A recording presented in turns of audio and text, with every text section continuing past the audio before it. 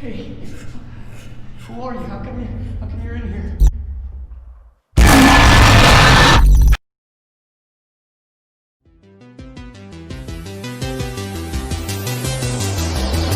Hello movie lovers, स्वागत है आपका वाइपर एक्सप्लेन चैनल पर।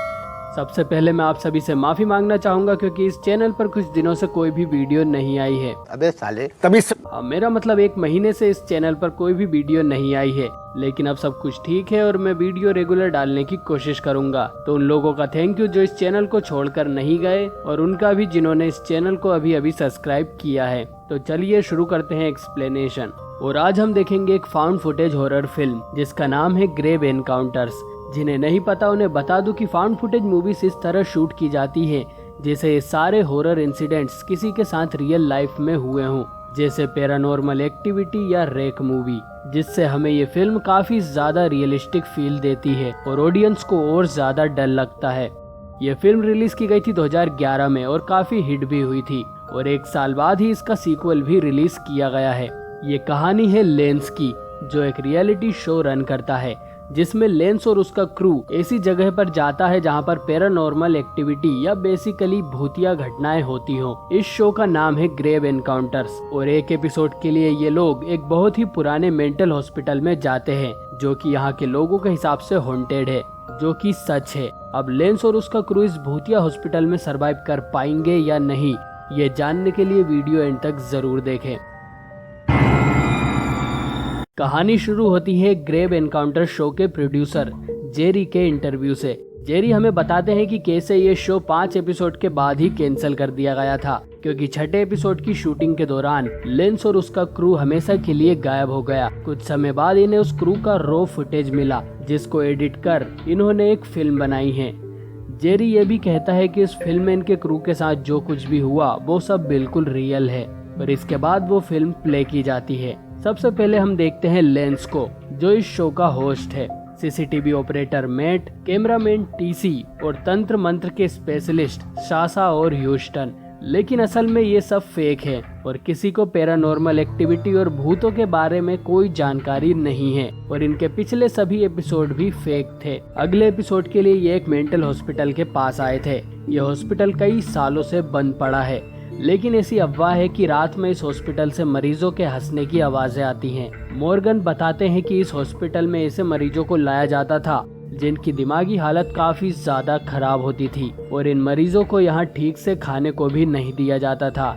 ये हॉस्पिटल इनके लिए एक जेल से कम नहीं था। आर्थर फ्रैंकिन, जो यहाँ का हेड डॉक्टर था, वो यहाँ के मरीजों पर इलीगल एक्सपेरिमेंट भी किया करता था, और शायद इसीलिए कुछ मरीजों ने आर्थर को मार दिया था। और ऐसे रूमर्स है कि इस हॉस्पिटल में उन मरीजों की आत्मा आज भी घूमती रहती है। अब इस बात में कितनी सच्चाई है, इसका पता लगाने के लिए लेंस और उसका क्रू इस हॉस्पिटल के अंदर लॉक होने वाले हैं, जबकि असल में तो इन्हें ये सब बातें मजाक ही लग रही थी। अब रात होते ही ये लोग इस हॉस्पिटल के मेन दरवाजे के पास अपना कैंप लगाते हैं। लेंस यहाँ के वार्डन को मेन गेट को बाहर से लॉक करने का बोलता है, और ये भी कि उसे अब ये डोर सीधा सुबह 6 बजे खोलना है। मेट यहाँ की कुछ जगहों पर सीसीटीवी कैमरे लगा देता है जहाँ कुछ पैरानॉर्मल एक्टिविटी होने के ज्यादा चांस है।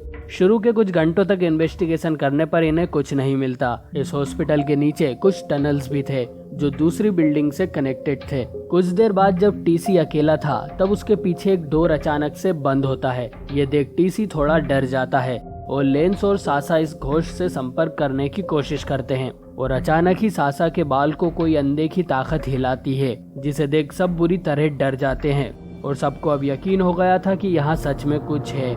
लेकिन लेंस काफी खुश था क्योंकि पहली बार ये लोग किसी रियल हॉन्टेड प्लेस में आए थे, और इन फुटेज से वो काफी अमीर बन सकते हैं। फिर सभी लोग वापस अपने कैंप पर आ जाते हैं और वार्डन के गेट खोलने का वेट करने लगते हैं, और मेट अकेला सीसीटीवी कैमरे निकालने जाता है, लेकिन काफी देर तक वो वापस नहीं आता, और ह्यूस्टन को छोड़कर सभी मेट को ढूंढने निकल जाते हैं। और एक अनदेखी ताकत टीसी को सीढ़ियों से धक्का मार देती है। सभी लोग वापस कैंप पर आ जाते हैं, लेकिन अजीब बात ये थी कि 7:30 बज चुके थे और अभी तक वार्डन ने दरवाजा नहीं खोला था। टीसी को यहाँ से किसी भी हालत में निकलना था और वो दरवाजा तोड़ देता है, लेकिन वो देखते हैं कि ये दरवाजा उस पार हॉस्पिटल की ही लॉबी में खुल रहा था। ये कुछ डोर्स और तोड़ते हैं, लेकिन सभी रास्ते हॉस्पिटल के अंदर ही खुल रहे थे, जिसका मतलब ये हॉस्पिटल अपनी जगह बदल रहा है।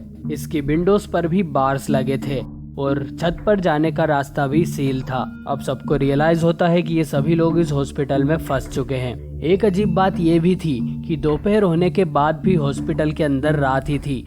मतलब ये हॉन्टेड हॉस्पिटल स्पेस के साथ साथ टाइम को भी मैनिपुलेट कर रहा था। थक कर ये लोग सो जाते हैं और अभी ने यहाँ 21 घंटे हो गए थे। उठने के बाद ये फिर से बाहर निकलने का रास्ता खोजते हैं। एक जगह से इन्हें मेट के चिल्लाने की आवाज आती है। जब ये वहां जाते हैं तो वहां एक लड़की खड़ी थी जो कि एक घोस्ट थी और उसका डरावना चेहरा देखकर सभी लोग बुरी तरह डर जाते हैं और डर कर वहां से भाग जाते हैं। लेकिन इस भागदौड़ में ह्यूस्टन उनसे अलग हो जाता है और सीसीटीवी में हम देखते हैं कि ह्यूस्टन को एक घोस्ट मार देता है।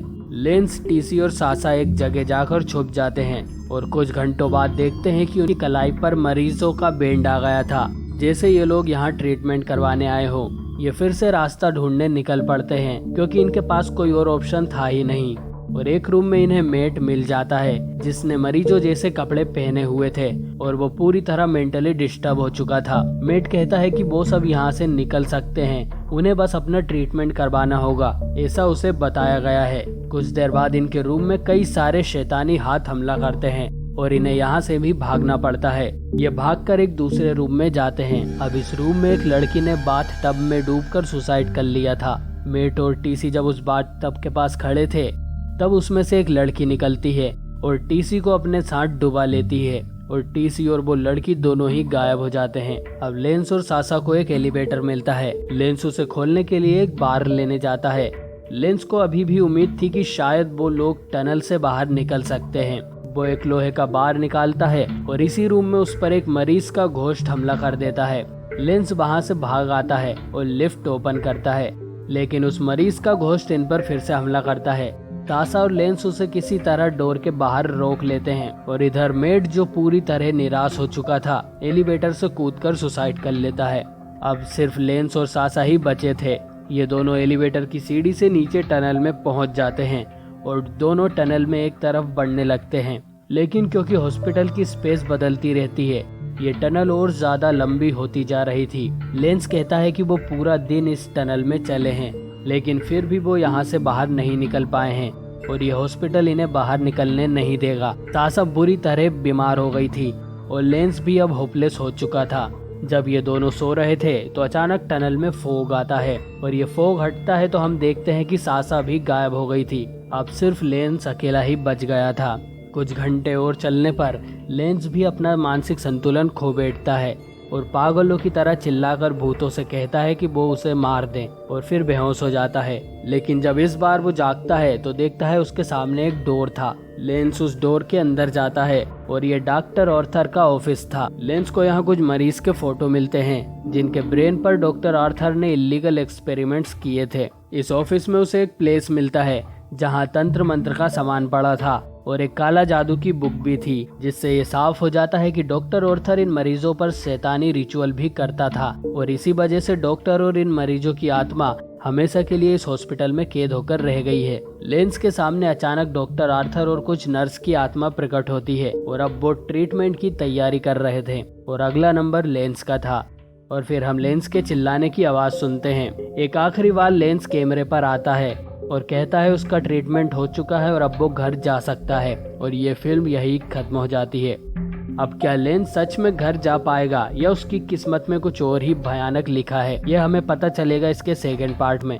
मुझे सेकंड पार्ट पर वीडियो बनाना चाहिए या नहीं, कमेंट करके जरूर बताएं। तो गाइज, आपको ये फिल्म कैसी लगी? अगर आपने ग्रेव एनकाउंटर्स नहीं देखी है तो इसे एक बार जरूर देखें। ये फिल्म आपको YouTube पर मिल जाएगी।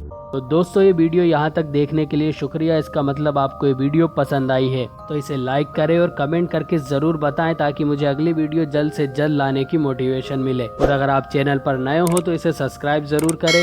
मैं मिलता हूँ आपसे बहुत ही जल्द एक और नई वीडियो के साथ।